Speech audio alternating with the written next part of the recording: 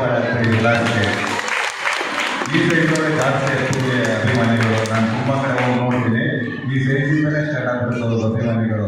ಅದಕ್ಕೆ ಫಸ್ಟು ಕಾಣದಂತೆ ಹೊರಟೋಗ್ಬಿಟ್ರು. ಆದರೆ ಎಲ್ಲರ ಮನಸ್ಸಲ್ಲಿದ್ದಾರೆ ಅಂತ ಅಪ್ಪು ನೆಕ್ತಾ ಈ ಒಂದು ಕಾರ್ಯಕ್ರಮನ ಪ್ರಾರಂಭ ಮಾಡೋಣ.